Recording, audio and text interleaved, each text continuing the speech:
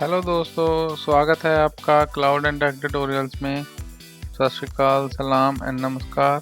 तो दोस्तों, जो हमारे पपेट की सीरीज़ चल रही है, यह है वीडियो 3 और इसमें आज हम जानने की कोशिश करेंगे फैक्टर के बारे में, फैक्ट्स के बारे में। बिकॉज़ मॉड्यूल्स को स्टार्ट करने से पहले मैं ये चाह रहा था कि मैं आप लोगों को ये बताऊं कि फैक्ट्स क्या होते हैं और फैक्टर कमांड कैसे रन करती है और उस फैक्ट्स का क्या सिग्निफिकेंस है। तो आप लोगों को ये पता ही है कि जब हम पपेट अप्लाई करते हैं तो जो हमारे क्लाइंट साइड पे एक कैटलॉग होता है, वो कैटलॉग कई तरह के इंफॉर्मेशन सिस्टम का गैदर करता है और उस सारी सिस्टम के इंफॉर्मेशन को फैक्ट्स बोला जाता है। ठीक है, तो जो टूल यूज़ करता है पपेट इन फैक्ट्स को गैदर करने के लिए, उसको बोलते हैं फैक्टर टूल। ठीक है, तो दोस्तों, ये जो फैक्ट्स होते हैं ये दो तरह के होते हैं। एक तो आपके होते हैं कोर फैक्ट्स, ठीक है, और दूसरे आपके होते हैं कस्टम फैक्ट्स। ठीक है, जहां हम इसको एक्सटर्नल फैक्ट्स भी बोलते हैं।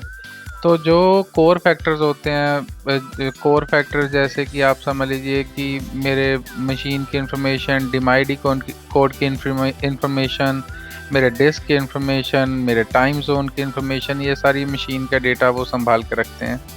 ऐसे ही कस्टम फैक्ट्स होते हैं। कस्टम फैक्ट्स होते हैं कि जो आपको इन्फॉर्मेशन चाहिए, आपके मॉड्यूल को चाहिए वो इन्फॉर्मेशन, ताकि जो आपका मॉड्यूल वो ऑटोमेशन को प्रॉपरली हैंडल कर पाए।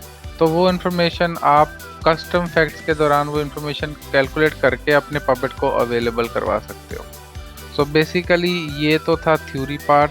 अब मैं आपको एक इंस्टांस में लॉगिन करके पहले डेमो दिखाता हूँ कि एक्चुअल फैक्टर कमांड कौन कौन से फैक्ट गैदर करती है और फिर वहाँ से शुरू करते हैं।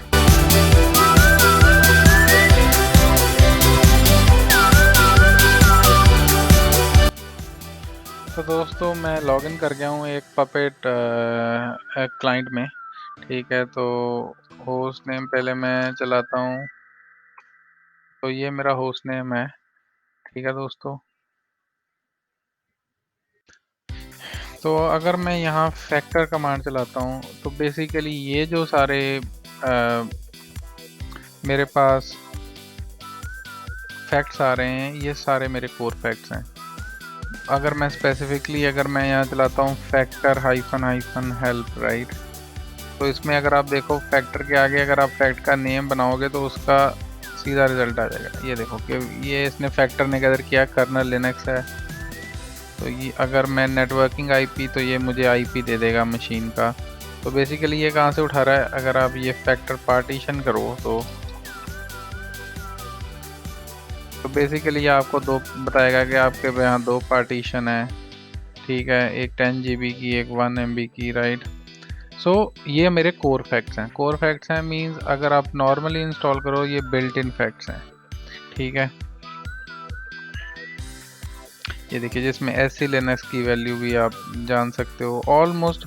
इवन कि यहाँ क्लाउड रिलेटेड भी, अभी जैसे आपको पता है ये क्लाउड पे मेरा कंप्यूटर रन कर रहा है, राइट। तो अगर मैं यहाँ ग्रैब करूँ EC2 को, तो ये देखिए EC2 का होस्ट नेम, EC2 का मीन्स ये EC2 के भी फैक्ट्स इसने, EC2 का मेरा डेटा ये भी गैदर कर रखा है। तो बेसिकली अगर आज की डेट में आप कोर फैक्ट्स में देखो तो पपेट क्लाउड के फैक्ट्स भी गैदर करता है। तो 60 to 70% ऑफ केसेस में आप इस फैक्ट को सीधा अपने मॉड्यूल्स में as a variable point out कर सकते हो और वहाँ इंफॉर्मेशन आप रिप्लेस कर सकते हो। लेकिन फिर भी कुछ ऐसे फैक्ट्स होंगे जो आपको, जिनकी इंफॉर्मेशन चाहिए, जो आपको कस्टम बनाने पड़ेंगे।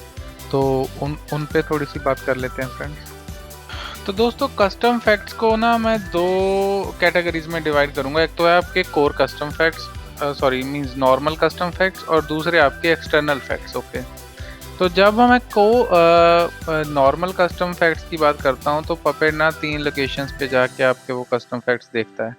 पहले तो आपके मॉड्यूल के अंदर कोई भी अगर फैक्टर सब डायरेक्टरी है, जहाँ फिर अगर आपने कोई वेरिएबल जो आपका है फैक्टर लिव वेरिएबल, ठीक है, उसको अगर आपने डिफाइन कर रखा है तो वो उस लोकेशन में जाके आपके कस्टम फैक्ट्स देखेगा।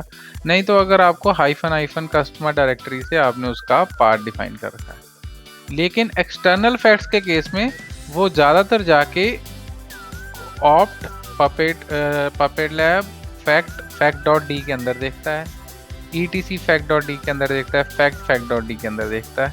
नहीं तो फिर अगर आपने हाइफन एक्सटर्नल डायरेक्टरी लगा रखी है, राइट, तो ये उसके बेसिक डिफ़ॉल्ट पाथ्स हैं। और ओवरराइड के लिए आपको मैंने बोला है कि हाइफन कस्टमर डायरेक्टरी या हाइफन एक्सटर्नल डायरेक्टरी कमांड।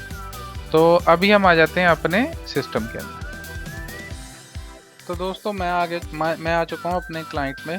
तो जैसे मैं अभी आपको एक्सटर्नल फैक्ट बना के बताऊंगा एक, ठीक है। तो मान लो कि मैंने एक एक्सटर्नल फैक्ट पब्लिश करना है, site name is equal to legendshub.com। तो एक बात आप याद रखना कि एक्सटर्नल फैक्ट्स का हमेशा की वैल्यू पेयर आउटपुट आना चाहिए। अगर वो की वैल्यू पेयर नहीं होगा तो पपेट का जब फैक्ट उसका वैल्यूट करेगा तो उसको वो स्किप कर देगा, ठीक है। लेकिन जो आपका कस्टम फैक्ट्स है वो आरबी फॉर्मेट में होना चाहिए, वो हम ऑलरेडी डिस्कस कर चुके हैं, ठीक है। तो मैं जाता हूँ अपने puppet lab fact dot D में। यहाँ मैं एक बना देता हूँ साइट नेम डॉट txt और मैं बोलता हूँ कि वेब, इसको मैं देता हूँ की दे देता हूँ वेबसाइट, तो उसकी वैल्यू दे देता हूँ legendshub.com। ओके, फिर मैं इसको कर देता हूँ सेव। तो मैंने puppet labs factor dot D में एक एक्सटर्नल फैक्ट बना दिया। तो अभी मैं कमांड रन कर देता हूँ puppet facts hyphen debug. Okay, ये मैंने डीबग इसलिए चलाया कि मैं आपको बता सकूं कि एक्चुअली पपेट करता क्या है जब भी वो नए फैक्ट्स को पिक करता है, राइट। तो मैं बिल्कुल टॉप पे चला गया हूँ दोस्तों, ठीक है। टॉप पे जाके अगर आप देखो पपेट ने कौन कौन सी डायरेक्टरी जाके सर्च करना शुरू किया। उसने पहले इसको देखा एक्सटर्नल फैक्ट्स के लिए, फिर उसने ये देखा, कह रहा ये मुझे नहीं मिला, ये मुझे नहीं मिला। कहता है एक्सटर्नल फैक्ट्स में मुझे एक साइट नेम डॉट txt मिली जिससे मुझे की मिला वेबसाइट और वो रिजॉल्व कर रही है legendshub.com को, ठीक है। तो अभी हम क्या करते हैं दोस्तों, अभी हम चलाते हैं क्लियर कमांड। अभी मैं क्या करता हूँ फैक्टर को यूज करके वेबसाइट को कॉल करता हूँ, ये देखिए। तो अभी मैंने एक नया एक्सटर्नल फैक्ट बनाया वेबसाइट जिसकी वैल्यू थी legendshub.com में। और अगर मैं इस फैक्ट को अपने पपेट के मॉड्यूल में कहीं भी यूज़ करूं तो वो अपने आप जान लेगा कि मुझे वेबसाइट को जब भी कॉल किया तो मुझे वेबसाइट वेरिएबल का वैल्यू डालना है। तो इस तरह आप एक्सटर्नल फैक्ट डिफाइन कर सकते हो अपने पपेट में। तो दोस्तों मुझे लग रहा है बेसिकली मैं ये समझाने में कामयाब हो गया हूँ कि फैक्ट्स क्या हैं और फैक्टर से कैसे यूज़ किया जा सकता है उनको। ये इसलिए ज़रूरी है दोस्तों बिकॉज़ ये छोटी छोटी चीज़ें हैं जिससे आप पपेट को बहुत बेटर तरीके से जान सकते हो और समझ सकते हो जब आप मॉड्यूल को रीड करते हो। गोइंग फॉरवर्ड मैं अगली वीडियो बनाऊंगा जिसमें मैं एक आधा मॉड्यूल आपको बना के बताऊंगा वो मॉड्यूल हम एजेंट से रन करके एजेंट को मैनेज करेंगे।